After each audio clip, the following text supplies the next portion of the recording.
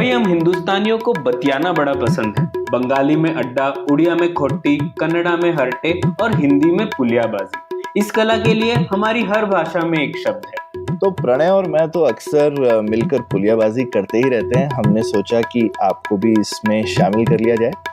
तो आइए प्रणय और सौरभ के साथ करते हैं पुलियाबाजी। हेलो सौरभ, कैसे हैं आप?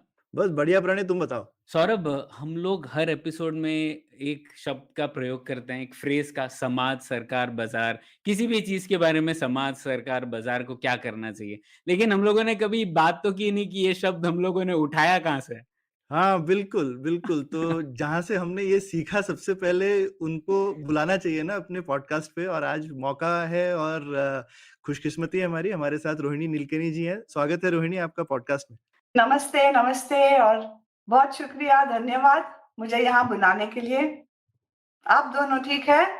बिल्कुल बिल्कुल, हम ठीक है। और बहुत बहुत शुक्रिया रोहिणी जी आने का। और आपकी नई किताब है समाज, सरकार, बाजार ही उसका नाम था। तो जैसे ही वो किताब मैंने देखी, मुझे लगा कि आपको तो बुलाना ही है पुलियाबाजी में, क्योंकि जैसा मैं कह रहा था, हम लोग अक्सर हर एपिसोड का अंत इसी सवाल से करते हैं कि ठीक है, इस विषय के बारे में समाज को क्या करना चाहिए, सरकार को क्या करना चाहिए और बाजार को क्या करना चाहिए। तो ये किताब एकदम सटीक है हमारे पुलियाबाजी एपिसोड्स के लिए। तो बहुत बहुत स्वागत है आपका। वैसे प्रणय, हम देर आए लेकिन दुरुस्त आए, क्योंकि सालों से हम कह रहे हैं कि ऐसी हमारी बातचीत होनी चाहिए इस विषय पर।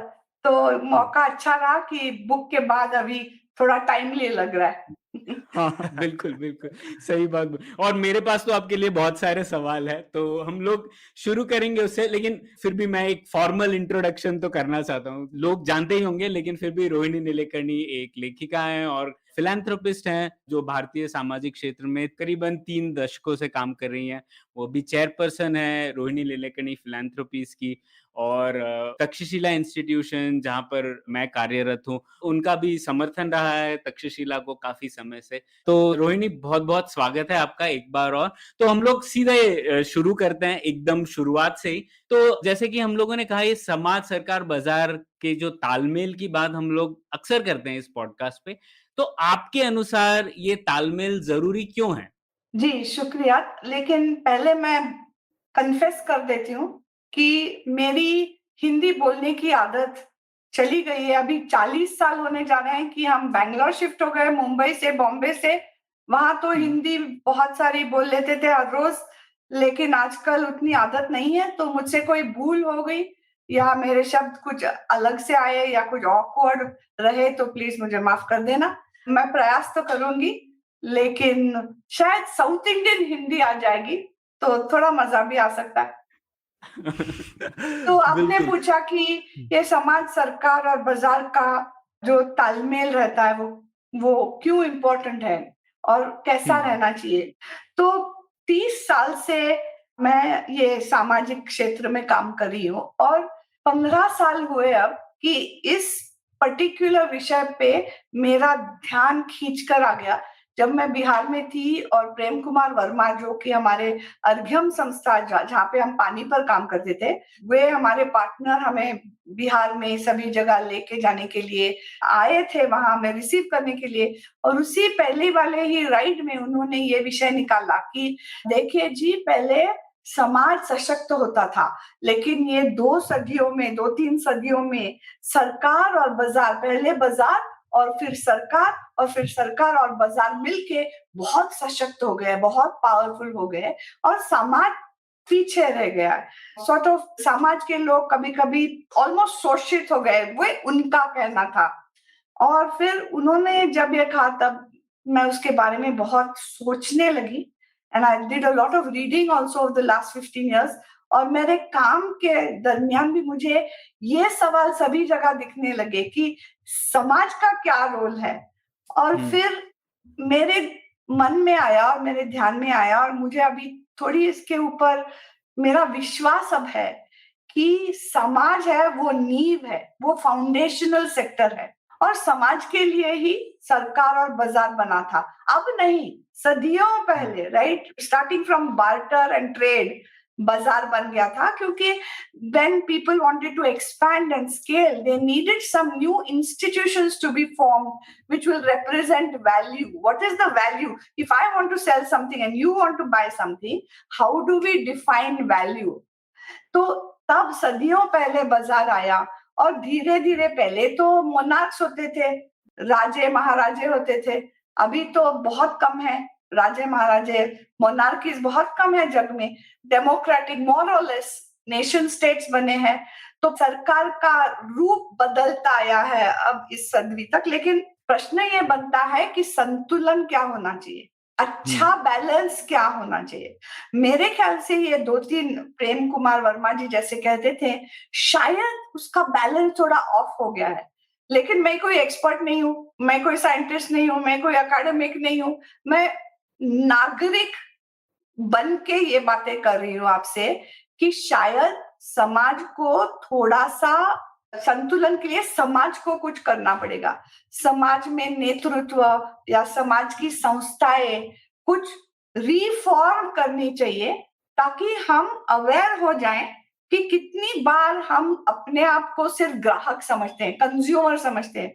अब तो इतना इजी हो गया है, ई कॉमर्स से 1 सेकंड में कुछ भी हम खरीद सकते हैं, और उसके साथ हमारा डेटा भी दे देते हैं, सोचते भी नहीं है कि क्या हम कर रहे हैं।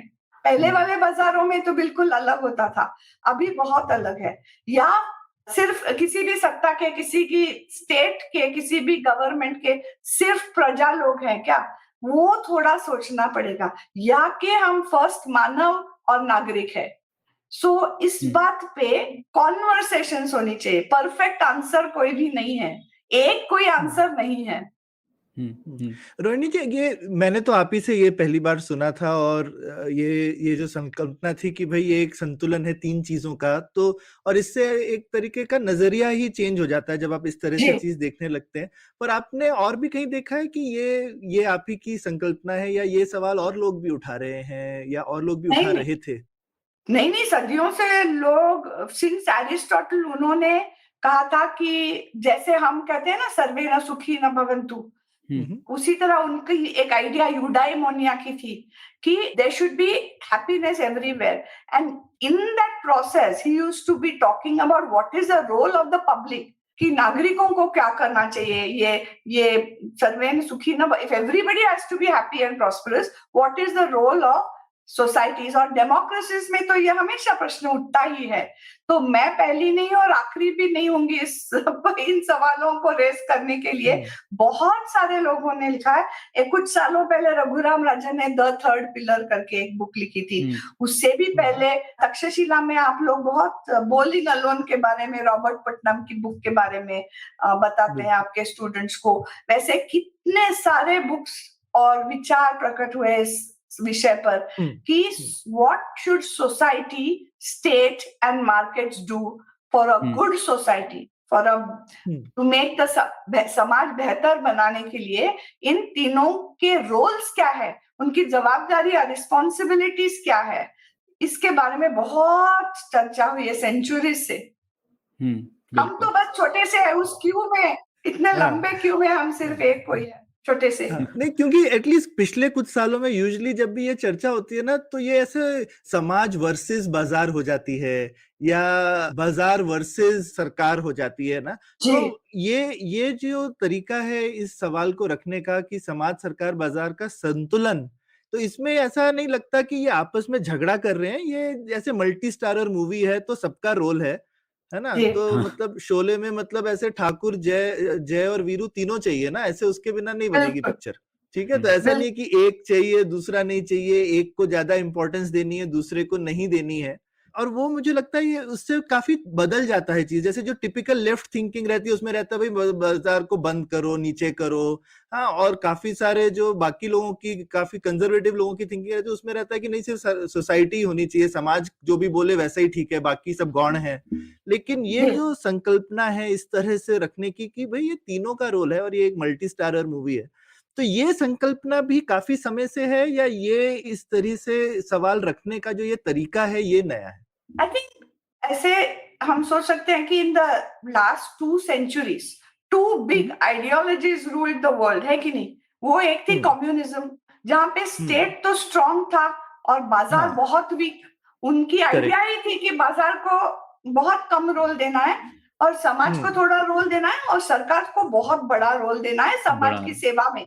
और इस साइड पे वेस्ट में कैपिटलिज्म, दूसरी जो आइडियोलॉजी उसमें मार्केट फर्स्ट, मार्केट से ही सब कुछ ठीक होने वाला है जग में। ऐसे दो आइडियोलॉजीज का जब I think both the battles that were fought over the last 2-3 centuries between communism and capitalism, I think those we have gone post to those ideologies now, and I truly believe that we need state, we need a strong secure state.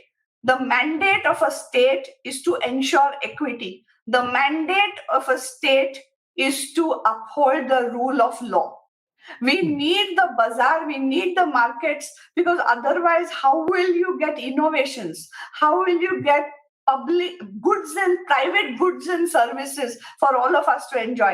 Everything on this screen is created by markets. This is created by markets. The things you see behind me are created by markets behind you. So you need markets for innovation and for the creation of public goods and services. And you need the market for also establishing the value of exchange. अभी ये हिंदी में कैसे मैं बोलूं, आप ही जरा translate कर दीजिए कि नहीं बेसिकली किसी भी चीज की कीमत हमको डिस्कवर करने के लिए मार्केट चाहिए, वैल्यू।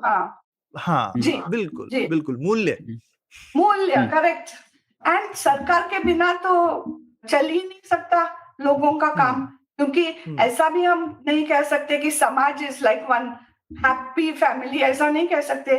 समाज में भी बहुत सारे कॉन्फ्लिक्ट्स होते हैं, ग्रुप्स के बीच में, धर्मों के बीच में, ज्योग्राफिकल लोकेशंस के लोगों के बीच में। ट्राइब पहले ट्राइब्स में होते थे, अब आजकल आइडियोलॉजिकल ट्राइब्स में होते हैं।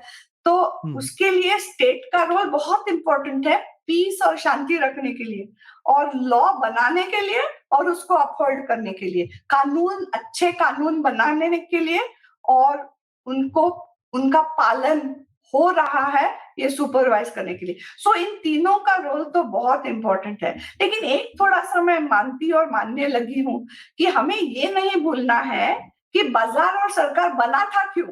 बना था इसलिए कि समाज का लार्जर इंटरेस्ट जो है वो सर्व हो जाए। वो नजरिया थोड़ा ठीक से हमें शार्पन करनी है, क्योंकि नहीं तो हम ये भूल अगर गए तो मार्केट और स्टेट बहुत पावरफुल हो सकते हैं। अगर हम ये भूल गए कि मार्केट और सरकार का रोल क्या है, समाज को सर्व करने का रोल है, नहीं तो क्यों चाहिए था मार्केट और स्टेट? अगर हमने समाज का पूरा पावर इन दो क्षेत्रों को, इन दो सेक्टरों को दे दिया बिना सोचे, तो ये संतुलन की बात जो हम कर रहे हैं वो बहुत वन साइडेड या टू साइडेड हो सकता है। और इसी वही तो कह रहे थे लोग कि समाज का रोल क्या होता है, to hold the state and the market accountable to the public, larger public interest. अगर हम ये भूल गए और सिर्फ एपैथी में रहे, हमारी नागरिकता हमने प्रकट नहीं की, तो डेंजर ये होता है कि सरकार में बहुत पावर एक्यूमुलेट होता है, या तो बाजार में मल्टीनेशनल कॉर्पोरेशंस हो या बड़ी बड़ी कंपनियां हो। आजकल कहते हैं गूगल और अमेजॉन और एप्पल और जो बाकी जो भी हो, माइक्रोसॉफ्ट और जो भी और कंपनियां हो, उनमें इतना पावर है कि स्टेट भी उनको कंट्रोल नहीं कर पा रहा है। स्टेट के लोग भी सोच रहे हैं, एमपीज, एमएलए, सेनेटर्स पूरे जग में सोच रहे हैं कि भाई उनको कैसे हम रेगुलेट करें। तो इसलिए समाज के लोगों को थोड़ा अलर्ट रहना चाहिए इस बात के ऊपर, और ये कॉन्वर्सेशंस एटलीस्ट जारी रहने चाहिए घर में, सोशल ग्रुप्स में, सभी संस्थाओं में, कि समाज का रोल क्या है, बाजार का रोल सच्ची में क्या है और गवर्नमेंट का रोल क्या होना चाहिए। ये कॉन्वर्सेशंस, क्योंकि ये डायनामिक बैलेंस है, ये फिक्स्ड बैलेंस तो है नहीं, कुछ भी एक हो तो चेंज होता रहता है। लेकिन इसके बारे में सोच, इसके बारे में विचार, इसके बारे में डिस्कशंस, इसके बारे में पुलियाबाजी सभी जगह होनी चाहिए। बिल्कुल बिल्कुल, बहुत बढ़िया बात कही आपने। और ये भी इस तरीके से मैं बोलता हूँ कि जैसे कि अक्सर लोगों को लगता है कि समाज एक तरीके का मरीज है जिस पर बाजार और सरकार ऑपरेशन करते हैं।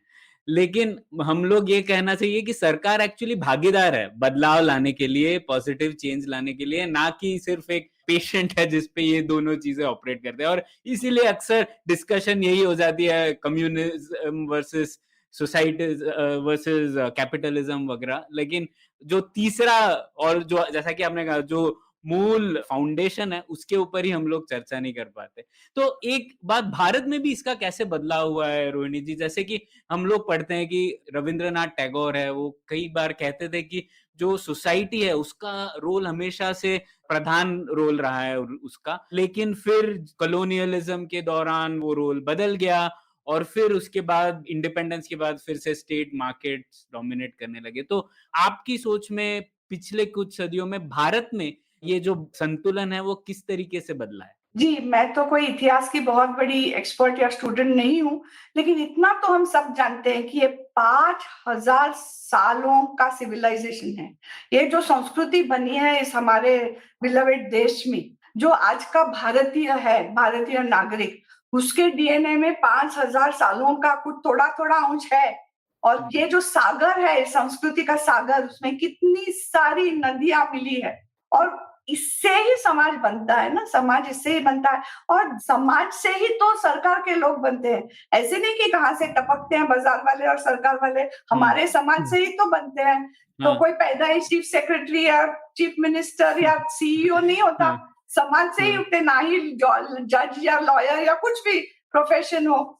तो इसलिए जो रविंद्रनाथ जी कहते थे और महात्मा गांधी कहते थे और कितने सारे लोग कहते थे इस देश में, विवेकानंद, स्वामी विवेकानंद भी कहते थे कि समाज has to arise and awake, समाज has to wake up and English में कहते हैं ना, internalise the locus of control, यानी कि हमारे अंदर जो पावर है, सिटीजनशिप की पावर, वो हमको जागरूक करनी है। कैसी जागरूक करनी है? पब्लिक लाइफ में पार्टिसिपेट करके जागरूक होती है समाज की पावर। ऐसे घर में बैठे क्लिक क्लिक करके नहीं हो सकती। सो लोकल इश्यूज में कुछ तो इंटरेस्ट लेना है, तभी हम सिटीजन बनते हैं।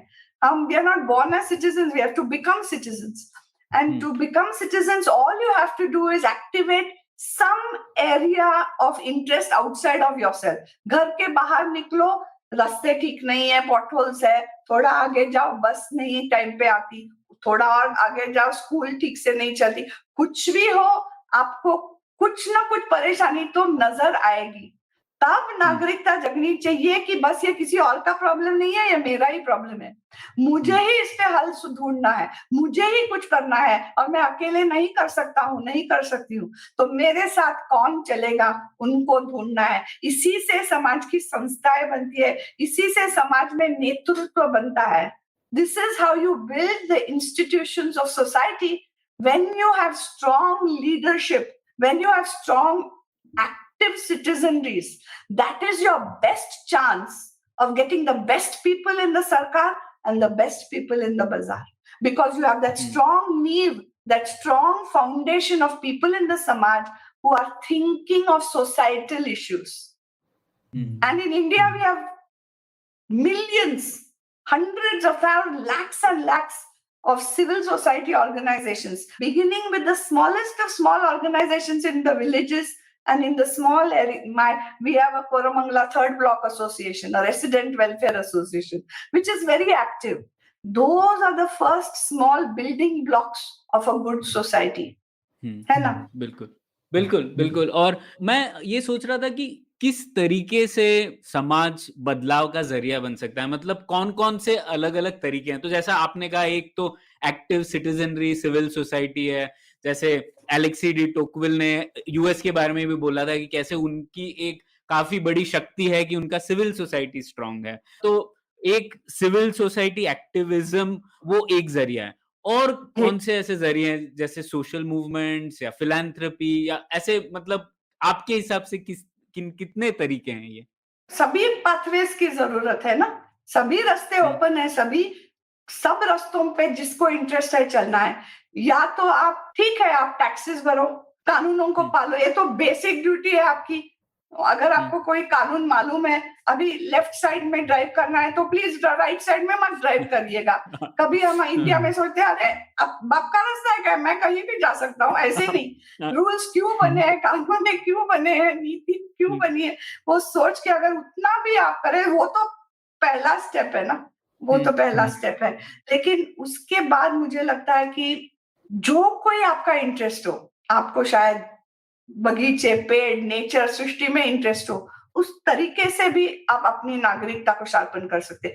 कुछ भी, म्यूजिक में, स्पोर्ट्स में, किसी भी क्षेत्र में जो जिसमें आपको इंटरेस्ट है, वहां पे किसी संस्था से आप जुड़ जाएंगे, आप मेंबर बनेंगे किसी सोशल संस्था के, कुछ भी हो सकती है, उससे वो आप जो कहते हैं ना सोशल कैपिटल बढ़ जाता है, सोशल सामाजिक पूंजी कहते हैं ना आप, तो वो बढ़ती जाती है।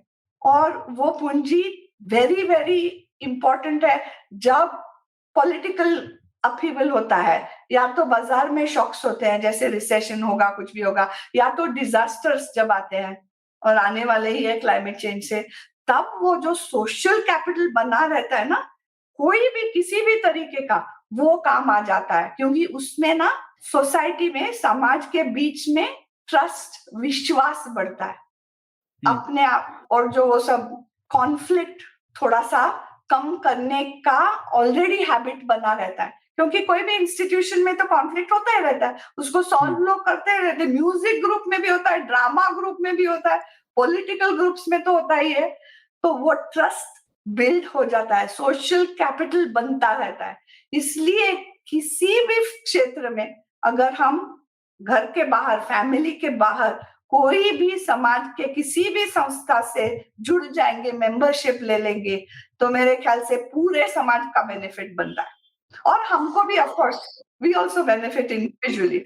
तो रोहिणी, इसमें आपको लगता है खासकर हिंदुस्तान के संदर्भ में, जैसे आपने बोला कि हम अपने इंडिविजुअलिटी से निकल करके अगर कोई भी गुट बनाए, एक एसोसिएशन बनाए, या किसी से भी एसोसिएट हो, भले फॉर्मल नहीं भी हो, इनफॉर्मल हो, आपका वॉलीबॉल ग्रुप हो, क्रिकेट ग्रुप हो, कोई फर्क नहीं पड़ता है, पर या चाहे पॉलिटिकल ग्रुप हो, लेकिन इसमें हमारे जो जाति के विभाजन है हमारे समाज में, खासकर हिंदुस्तान में, आपको लगता है कि वो विभाजन जो है वो इसके आड़े आते हैं, और उसकी वजह से कंपेयर टू यूएस जैसी सोसाइटी शायद हमारे जो एसोसिएशंस हैं, नॉन रिलीजियस और नॉन कास्ट एसोसिएशंस बहुत स्ट्रांग है इंडिया में, ऐसा नहीं है, और वो बहुत एक दूसरे के साथ अच्छे से काम भी करते हैं, एक दूसरे की मदद, सारे कास्ट के नहीं है, उसमें भी फर्क है, मैंने देखा है, कुछ कास्ट के बहुत अच्छे हैं और वो दिखता है उन कास्ट को बहुत फायदा होता है जिनके अच्छे हैं। तो इससे हमको सबक भी मिलता है कि अगर वो एसोसिएशन पूरे समाज के लेवल पे हो तो पूरे समाज को फायदा होगा, है ना। लेकिन हम उनके फायदों को अभी लिमिट कर देते हैं एक खांचे में डाल करके, एक जाति के। नैरो आइडेंटिटी बेस्ड ग्रुप अगर हो तो वो इन ग्रुप के लिए अच्छा ही रहता है।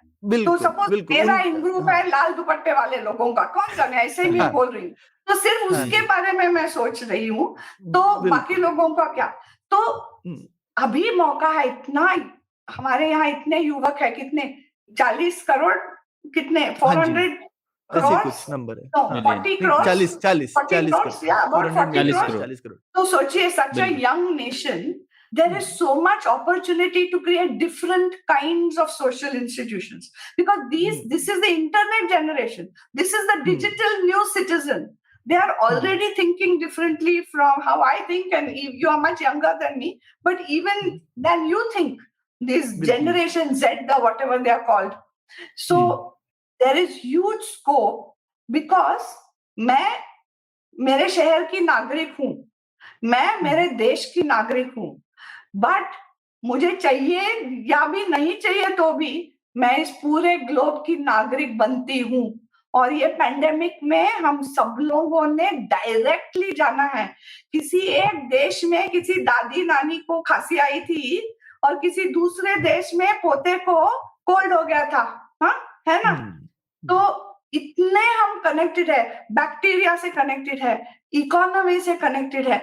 अभी किसी भी कोई भी चीज बनती है, अभी ये बनता है तो इसके पास कितने देशों से आते हैं, हम सोचते भी नहीं है कि हमारा लाइफ कितना इंटरकनेक्टेड है। तो ये तीनों नागरिक आइडेंटिटीज जो हमारे हैं, हमारे लोकल एरिया के, जो पंचायत के या टाउन के या कुछ भी, देश के और फिर ग्लोब के, इन तीनों आइडेंटिटीज की तरफ से कि मुखान हम एसोसिएशंस बना सकते हैं अलग अलग।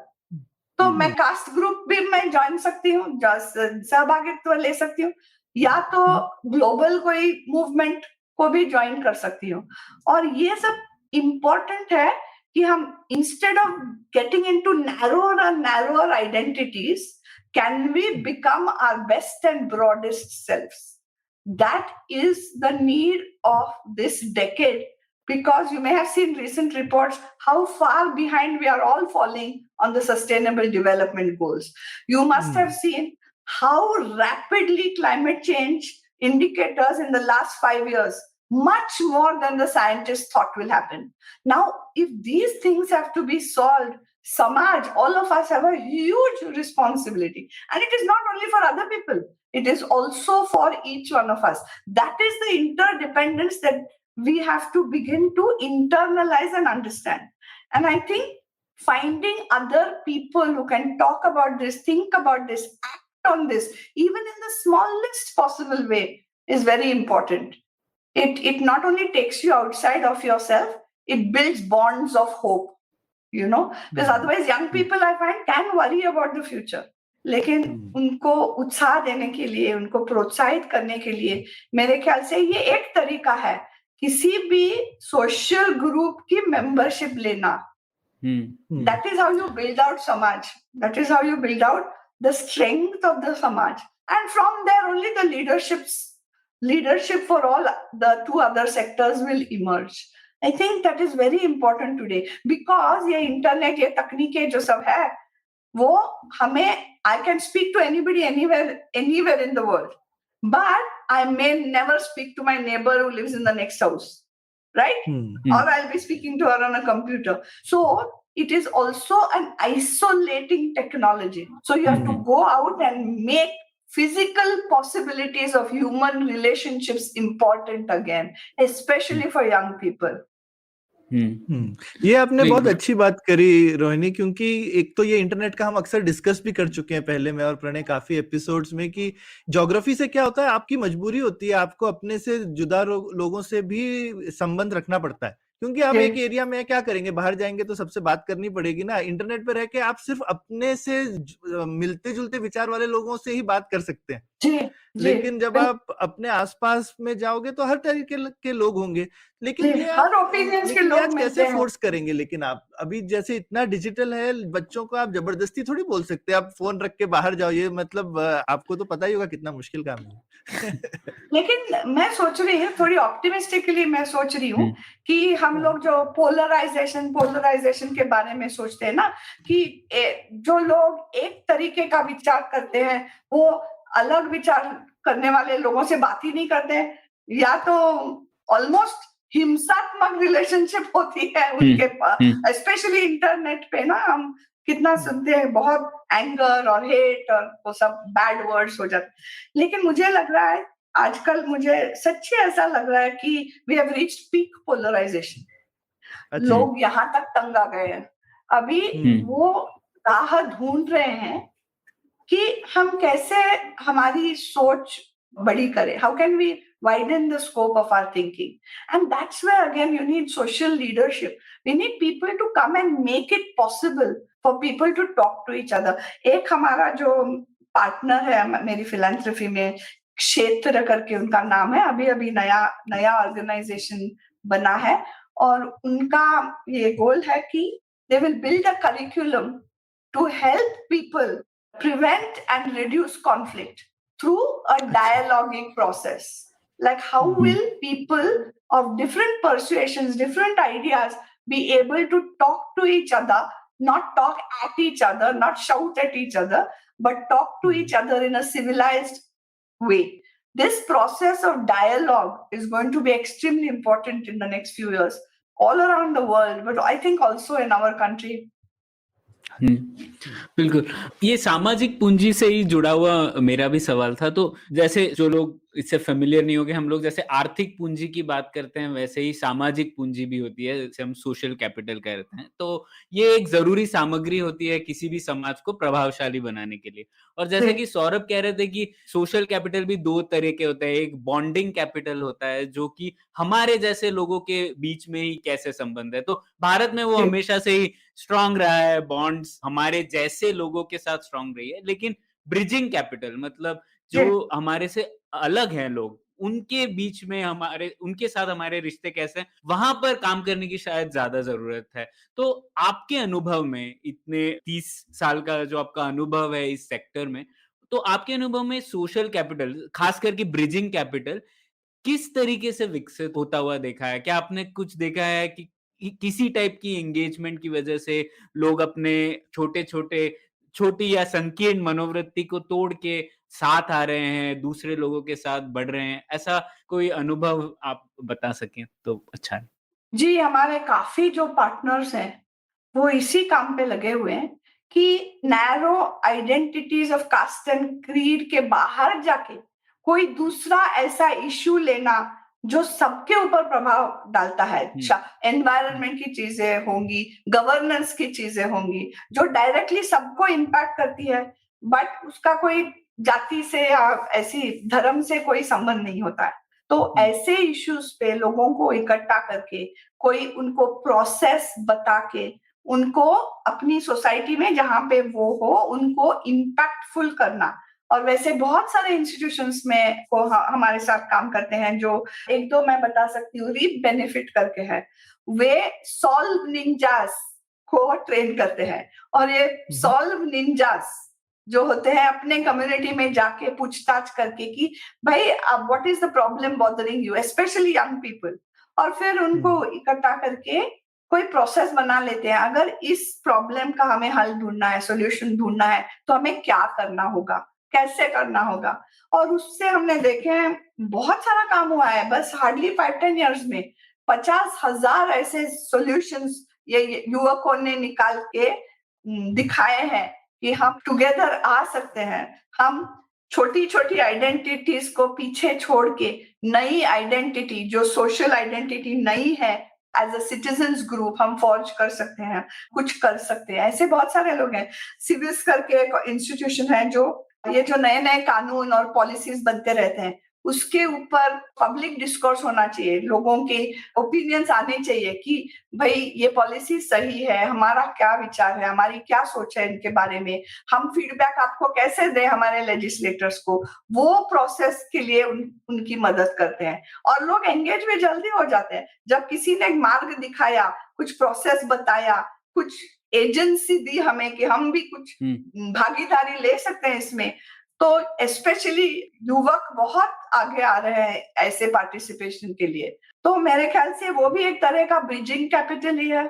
और एनवायरनमेंट के बारे में बहुत सारे लोग, अभी यंग लोगों के मन में बहुत थोड़ा सा डर है क्लाइमेट चेंज के बारे में, है ना, उनको मालूम नहीं क्या होगा, और उनके जॉब सिक्योरिटी के बारे में। तो अगर कोई भी सामाजिक संस्था उनको मौका दे पार्टिसिपेट करने का, तो वो हमने देखा है from the length and breadth of the country, young people are willing to participate to create new forms of bridging capital. ऐसे कितने सारे एग्जांपल्स हैं। हाँ, नहीं, और आपने जैसा कहा कि हताशा काफ़ी है लोगों में क्योंकि इतनी अनसर्टेनिटी है, तो हताश होना काफ़ी स्वाभाविक है। लेकिन अगर हम लोग लोगों को जोड़ पाए तो वो हताशा बदल के एक आश्वासन मिलता है लोगों को कि सिर्फ हम नहीं है इसमें, बाकी लोग भी है और हम लोग बदलाव ला सकते हैं साथ में। तो शायद एक अकेला इंसान बदलाव नहीं ला सकता, लेकिन हम सब एक साथ मिले तो आश्वासन तो मिलता है एक इंसान। हाँ, और आश्वासन मिलता है और ये जानकारी भी मजबूत दृढ़ हो जाती है कि हम अकेले है ही नहीं। हम कैसे अकेले हैं? हम अकेले है ही नहीं। हम सब इसी फेट में, इसी डेस्टिनी में, अमीर हो या गरीब, हिंदू हो या मुस्लिम, कुछ भी हो, नॉर्थ इंडिया का हो, साउथ इंडिया को, हमारी डेस्टिनी बहुत जुड़ी है और हम जुल मिल के ही कुछ कर सकते हैं, नहीं तो हम सब पीछे रह जाएंगे। मैंने लिखा है मेरे बुक में कि even the elite can not succeed anymore, यानी कि पहले तो इंडिया में इंडिपेंडेंस के बाद या पहले से भी अमीर लोग अपने private school, private electricity, private water, सब प्राइवेट, सिर्फ प्राइवेट प्राइवेट सिस्टम्स अपने लिए बना रहे थे, लेकिन अब पैंडेमिक में हम प्राइवेट नहीं रह सकते, पैंडेमिक से हम बच नहीं सकते, अभी तो हम क्लाइमेट से बच नहीं सकते। हाल ही में हमने देखा है बैंगलोर में बिल्कुल, बाढ़ आई तो सबकी गाड़ी गई। गरीब हो या अमीर, सभी के घर फ्लड हो जा सकते हैं। तो एयर क्वालिटी से कैसे बचेंगे? एयर फिल्टर रख के कितना फर्क पड़ेगा? तो इवन अमीर लोगों को इसी पब्लिक स्ट्रीम में आना ही पड़ेगा, इंटरेस्ट लेना ही पड़ेगा, that if the public infrastructure is not improved, the private infrastructure can only do this much. So everybody has to take an interest in improving the public infrastructure in this country. On top of that, fine, you can have private infrastructure, but you cannot have weak public infrastructure and extremely thin layer of high private infrastructure. It simply does not work. So that's one more reason why people have to become active as citizens. You cannot escape anymore. तो आपने public infrastructure की बात कही, और हमारे जो सरकार जो एक पिलर है उसमें हमें पता है कि एक कमजोर कड़ी है लोकल गवर्नमेंट्स, और हमेशा से रही है। तो लोकल गवर्नमेंट्स को सशक्त कैसे बना सकता है समाज? मतलब समाज कैसे चेंज मेकर बन सकता है लोकल गवर्नमेंट्स की शक्ति बढ़ाने में? क्योंकि हमें पता है लोकल गवर्नमेंट्स को सशक्त बनाना तो जरूरी है ही, उसके बगैर हम लोग कई चीजें नहीं कर पाएंगे। तो वो कैसे कर सकते हैं? तो विलेजेस में हमने थोड़ा सा बदलाव आते हुए 10-15 साल में देखा है, और फाइनेंस कमीशन के जरिए भी काफी डायरेक्ट पैसा जा रहा है पंचायतों में, उनके लिए they can decide what to do with it, which is a very good thing. एक कमी वहां पे ऐसे हमने देखी है, आलिया में हमने बहुत काम किया था ग्राम पंचायत ऑर्गेनाइजेशनल डेवलपमेंट के लिए, कि पानी की समस्या क्यों हल नहीं हो रही है? इतने सारे लाइन डिपार्टमेंट्स है, लेकिन जो काम लोकली होना चाहिए वो क्यों नहीं हो रहा है? क्योंकि वो सब जो सारे लाइन डिपार्टमेंट्स होते हैं वो पंचायत उनको अकाउंटेबल नहीं रख सकता। सो थोड़ा सा उसमें बदलाव आ रहा है। अभी हमारे शहरों में अभी तक वो बदलाव नहीं आया है। कितने सारे हमारे बैंगलोर में इतने सारे रिफॉर्मर्स है, लेकिन अभी तक स्टेट गवर्नमेंट्स बैंगलोर जैसे शहरों को पकड़ के रखना चाहती है, क्योंकि सब पावर और पैसा यहीं पे है। जब तक वो होल्ड छूटेगा नहीं, तब तक मेरे ख्याल से लोकल गवर्नेंस में बदलाव इतनी जल्दी नहीं आ सकता, क्योंकि जो चीजें लोकल अकाउंटेबिलिटी और इनिशिएटिव से होनी चाहिए, क्योंकि that level is closest to the citizen. State is much further, union government is even further. जो प्रिंसिपल ऑफ सब्सिडियरी से अगर हम देखें, तो जो पावर और अकाउंटेबिलिटी और रिस्पॉन्सिबिलिटी लोकल गवर्नमेंट में होनी चाहिए वो अभी नहीं है, और बैंगलोर में तो ये बहुत साफ दिखाई देता है। तो जब तक वो नहीं होता तो समाज में भी लोग, नागरिक कुछ भी करे, वो थोड़ी स्ट्रक्चरल इश्यूज जब तक चेंज नहीं होती, जब तक हमारे मेयर के डायरेक्ट इलेक्शन नहीं होते, जब तक हम प्लानिंग में, मास्टर प्लान में पार्टिसिपेट नहीं कर सकते, बजटिंग में पार्टिसिपेट नहीं कर सकते ठीक से, तब तक ये बदलाव नहीं आएगा। और ऐसे ही डिसीजन समाज में नागरिकों के बीच होती रहनी चाहिए कि हमें और क्या करना होगा, हमें हमारे लॉ मेकर्स को क्या कहना है। जब तक हम ऑर्गेनाइज नहीं होते तब तक कोई सुनने वाला नहीं है। हमारी ऑर्गेनाइजेशन और शार्प होनी चाहिए। पहले हमें बैठ के सोच के कुछ आइडियाज बनाने हैं टुगेदर। हो रहा है। We are a very young democracy, only 75 years, long way to go. I think we are seeing the change. We are seeing young people wanting better governance, right? Everybody is saying, what is this? We want better. And in fact, in the last 15 years, 20 years also, there has been much more effective delivery of public services. So in that sense, there is improvement. We must acknowledge that the state has improved a lot, but always there is much more room for doing much more together with citizens like you and me. तो रोहिणी, इसमें आपको लगता है, खासकर काफी आपने political change के लिए भी बोला कि क्योंकि काफी चीजें पॉलिटिक्स से ही आएंगी और पॉलिटिक्स को हम समाज का ही हिस्सा देखना चाहिए, तो वो तो सरकार और बाजार का हिस्सा नहीं है। तो जैसे आजादी से पहले जैसे कांग्रेस पार्टी थी, तो उसमें कितने गुट थे जो अलग अलग, जैसे कांग्रेस सोशलिस्ट पार्टी अलग थी, उसके अंदर ही कांग्रेस के अंदर मतलब 50 तरीके की विचारधाराएं थी। उस समय एक तरीके का बिग अम्ब्रेला था जिसमें लोग आपस में बहस करते थे, सब करते थे। तो आपको लगता है कि काफी सारी जो चीजें आप भी अभी आप कह रही हैं, जिसमें हम बोल रहे हैं कि समाज को इकट्ठा होकर ये करना चाहिए, हम कहीं पर थोड़े से पॉलिटिकल पार्टी से एक तरह से उदासीन हो गए हैं, तो बोल रहे हैं वहां तो कुछ होगा नहीं, वो लोग नहीं करेंगे, हमको क्यों अब नहीं बाहर होगा? आके करना है। क्यों हाँ, नहीं होगा? ऐसा नहीं। जरूर होगा। पॉलिटिकल प्रोसेस से ही चेंज आएगा। और जब तक एक बार हमने पॉलिटिशियन को इलेक्ट किया और उसकी कोई सरकार में पोजीशन आई, तो वो सरकार के साइड पे गया, तब तक समाज के ही साइड पे है ना वो, जब तक बिल्कुल। वो किसी पोजीशन में नहीं आता sir. So very much they are part of the समाज। And of course power distribution is very much a key issue of समाज, isn't it? So in a democracy, change will come through the political process. Our vote is one power we all have. And India, imagine our founding fathers, they gave the universal vote when other countries were still struggling. What an important thing. कितना मौल्यवान है हमारा vote, है ना? जब तक तो हमारी इलेक्टोरल डेमोक्रेसी काफी स्ट्रांग होने से हम इसमें तो पार्टिसिपेट कर ही सकते हैं।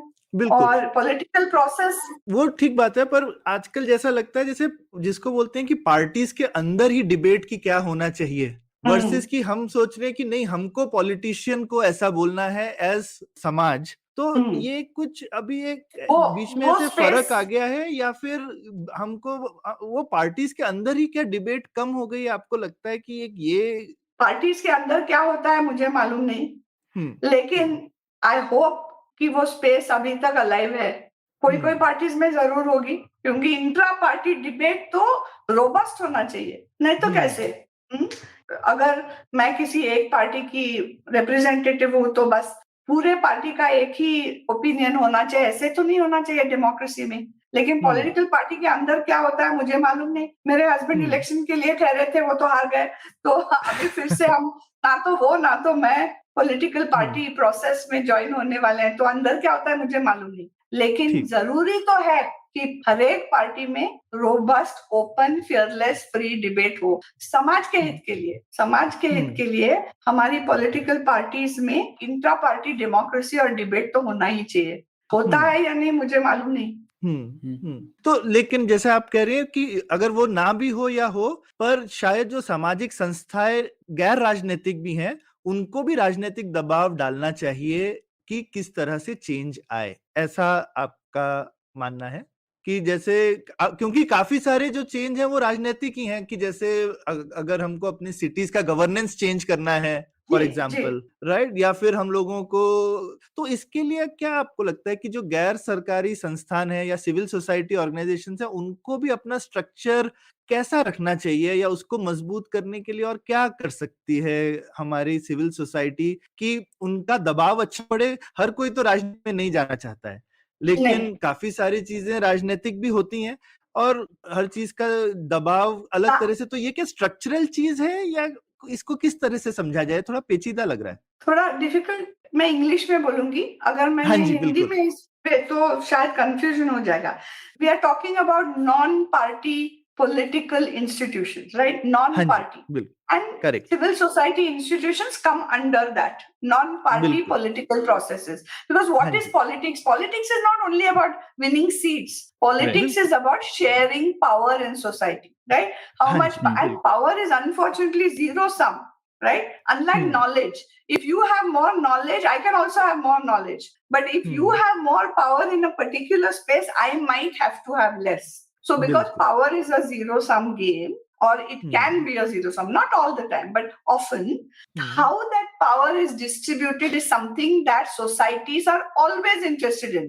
Power across every single sphere of life, right? So that is why we need good politics. That's why politics is so important. Good politics is so important because it is all about the structures of power. So, of course, you have power in the political process, the official political process, through elections, through the exercise of political power. But I think societies also need other non-party political institutions that can act as mirrors, that can act as discussants, that can act as analytics to analyze what is happening in this public political process. So I feel that is the important role of civil society organizations, to hold up a mirror to those in power, both in the सरकार and in the bazaar, कि भाई ये हो रहा है, हम ये देख रहे हैं और आपको दिखा रहे हैं। और उसके लिए हम भी, ये सिविल सोसाइटी ऑर्गेनाइजेशंस को भी पहले अपने आप पे आईना डालना पड़ेगा। Are we following the processes that we expect others to follow? It's very difficult, but that it's a constant struggle which has to be always held. Are we transparent? Are we upholding the law ourselves as civil society institutions when we are asking others to be accountable? So these are the big questions of our times, of course. बिल्कुल। और आपकी किताब में एक वो section था CSOs and strategic philanthropy, मुझे बहुत पसंद आया वो, क्योंकि आपने कई चीजें बताई हैं उसमें कि किस तरीके से जो सामाजिक संस्थाएं हैं वो और प्रभावशाली बन सकती हैं, किस तरीके की चुनौतियां हैं उनके सामने। तो उसी के बारे में कुछ और बताइए। ये एक्सपीरियंस हम लोग और किसी से पूछ नहीं सकते क्योंकि आपने इतने दशकों से काम किया है उसमें। तो भारत की जो सामाजिक संस्थाएं हैं उनमें आप क्या चुनौतियां देखती हैं, किस तरीके से वो और इफेक्टिव बन सकती हैं? बहुत सारे हैं, बहुत छोटी छोटी संस्थाएं हैं, बहुत सिंसियर है, लेकिन उनको टैलेंट ढूंढने में बहुत तकलीफें होती है। अच्छे लोगों को, कॉम्पिटेंट लोगों को उन संस्थाओं में जुड़वाने के लिए तकलीफें आती है। They find it hard to raise money because our philanthropists, very exciting things are happening in Indian philanthropy, but not enough. There's a lot of money out there, but not being given away enough. In fact, retail philanthropy done by ordinary people of India is, I think, more effective in many ways than the philanthropy of the rich. So if any rich people are listening, we need much more generosity from the wealthy of India, because these civil society organizations need a lot more capacity building.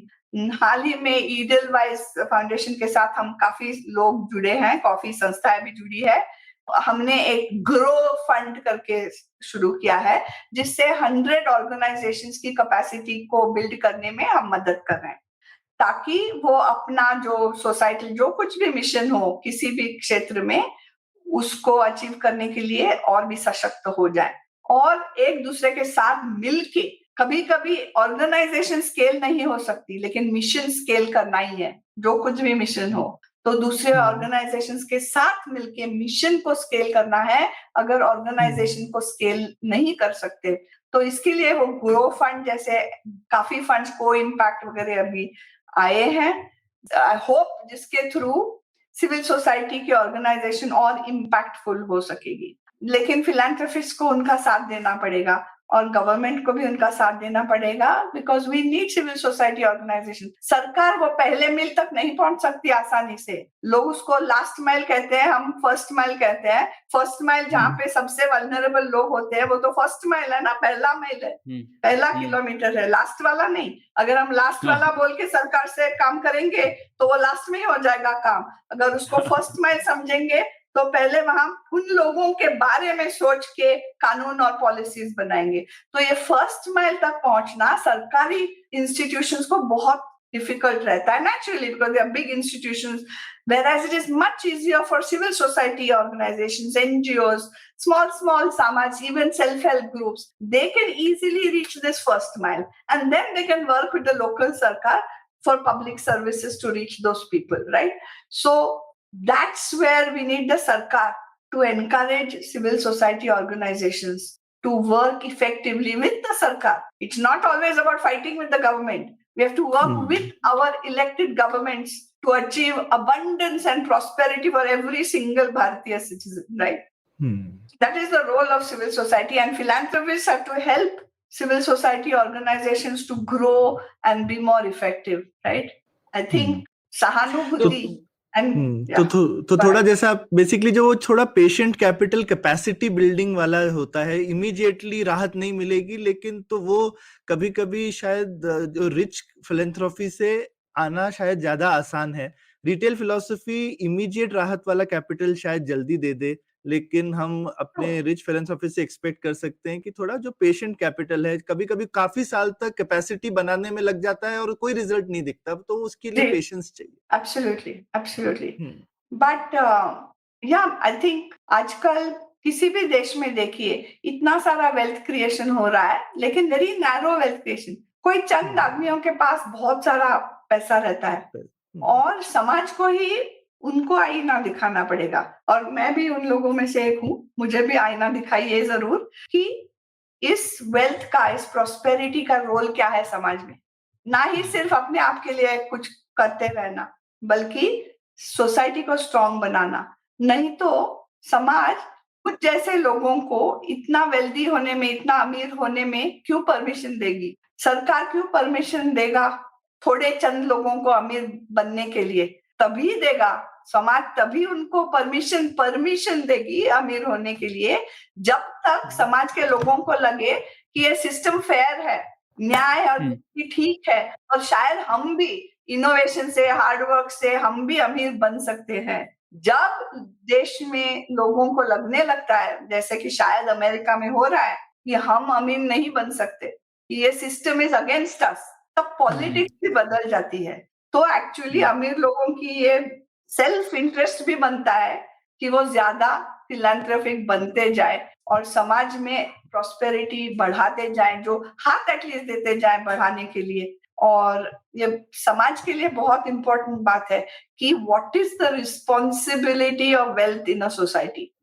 बिल्कुल, ये भी समाज में discuss करने की बात है। बिल्कुल, जैसा आपने कहा, अगर लोग सोच रहे हैं दो गुटों में, हैव्स और वांट टू हैव्स में, तो ठीक है, लेकिन अगर लोग सोचने लगे कि हैव्स और हैव नॉट्स के बीच में, तो फिर जंग हो छिड़ जाएगी, तो वो प्रॉब्लम है। एटलीस्ट कॉन्फ्लिक्ट, सोशल कॉन्फ्लिक्ट तो हो ही जाएगी। बिल्कुल। अभी तो इंडिया की पोजीशन अच्छी है। India is one of the few countries that is growing economically. India is one of the few countries that has its demographic dividend. 55% लोग 26 से कम एज के है ना, कम है। तो हाँ जी, एटलीस्ट नेक्स्ट 27 से, next 20-30 years we can avail of the demographic dividend. And what better time to use than to really fulfill the goals of all the founding fathers and mothers of this marvelous nation. This is the time we have to seize. मेरे पास एक आखिरी सवाल था। जो आपने philanthropy की बात की, और आपने एक चैप्टर में ये भी लिखा है कि किस तरीके से फिलैंथ्रोपी, जो लोग बिजनेस में इतना रिस्क लेते हैं, वो जब फिलैंथ्रोपी में आते हैं फिर भी वो प्ले सेफ करते हैं, मतलब वो फेलियर से डरते हैं, या फिर उन्हीं क्षेत्रों में इन्वेस्ट करते हैं जहां पे सरकार ऑलरेडी इन्वेस्ट कर रही है, ताकि सेफ है। तो आपने किस तरीके से सोचा है लोक कल्याण के क्षेत्र में फेलियर को, और आपके हिसाब से क्या करना चाहिए फिलैंथ्रोपी? फेलियर तो किसी भी क्षेत्र में आ ही जाता है, और फेलियर से कभी-कभी बाजार वाले ना फेलियर को बहुत ग्लैमर देते हैं, बहुत बोलते हैं हाँ जल्दी फेल करो, फेल फास्ट, ऐसे बोलते हैं। लेकिन ये सोशल सेक्टर में ऐसे नहीं होता है। सोशल सेक्टर में फेलियर से लोग डरते हैं। एक तो एनजीओस क्यों डरते हैं फेलियर से?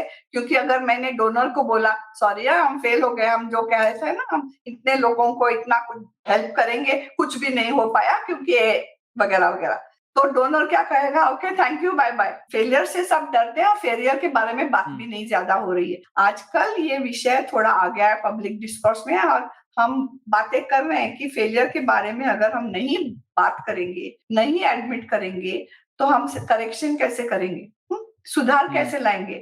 तो अभी डोनर्स भी ये थोड़ा सोच रहे हैं कि how can we let go, how can we allow more failure. थोड़ा सा बदलाव आ रहा है विचार में कि फेलियर की जगह भी थोड़ी रहनी चाहिए, और पेशेंट कैपिटल का यही तो ध्येय है कि you should be allowed to fail as much as you want to succeed. So a little bit the conversation is changing. Failure will be there. Nobody is chasing failure. We don't want to fail. Failure will happen. But philanthropists especially have to allow things to fail, because on the ground it is so complicated. Social change is the most complicated thing in the world. To make social change, you have to constantly respond to changing local environments. And that means you have to fail, learn, and do something different. You may fail again or you may succeed, but you need your donors to be steady companions with you so that you can have the freedom to experiment. You need constantly to innovate on behalf of the people you claim to be working for. And so I think understanding why things fail, not moral failure. You can't make excuses for moral failure, but failure during your work, because things keep changing. I think the conversation is beginning and we must keep it up. Similarly, my whole book is an invitation to continue conversations about the role of Samaj, Sarkar and Bazaar, and also about success and failure in societies. So it is, we really want people to keep these discussions alive and talk to each other without really judgment. How can we learn to do that? How can we build the societal muscle for dialogue, for decent, civilized dialogue? I think young people want those opportunities. So I do hope that Samaj, Sarkar, Bazaar, the book, will be a sort of a small trigger. Abhi ye book to is available, by the way, free also. Those of you who can buy it, please buy it. But those of you who would like to download it free, it is also available free. Because the point is not so much to sell the copies as to start conversations. That is how I would like to judge the book's success. इसका हिंदी संस्करण कब आ रहा है रोहिणी? आना चाहिए ना? आपकी क्या सलाह है? होना चाहिए? बिल्कुल आना चाहिए, बिल्कुल आना चाहिए। ठीक है, जरूर सोचेंगे इसके बारे में जल्दी ही। हाँ, तो जैसा कि रोहिणी जी ने कहा, इसकी क्रिएटिव कॉमन्स पर लाइसेंस है ये किताब, तो कोई भी इसको प्रोड्यूस कर सकता है, रिप्रोड्यूस कर सकता है, इससे आइडियाज ले सकता है और पढ़ सकता है। बिल्कुल बिल्कुल। तो इस पर पुलियाबाजी जारी रहनी चाहिए। और बहुत बहुत शुक्रिया आपका रोहिणी जी, आप आई और इसके ऊपर काफी विस्तार से चर्चा की। और हाँ, ये समाज सरकार का संतुलन बहुत ही पेचीदा विषय है। आई थिंक हम लोग बस शुरुआत कर रहे हैं इस संतुलन के बारे में सोचने की, और बहुत लोग चाहिए इस मिशन में कि हम लोग एक सही संतुलन तक पहुंच पाए। तो इस कॉन्वर्सेशन को शुरू करने के लिए बहुत बहुत शुक्रिया और थैंक यू। और हम याद रखें कि इसका एक ही कोई सही जवाब नहीं होता है। ये तो धाराएं बहती रहेंगी समाज, सरकार और बाजार के संतुलन की। तो उसमें बस हम थोड़ा सा we should just dip our little toe into this very vast subject, but with integrity and honesty. Thank you. Thank you. उम्मीद है आपको भी मजा आया। यह पॉडकास्ट संभव हो पाया है तक्षशिला इंस्टीट्यूशन के सपोर्ट के कारण।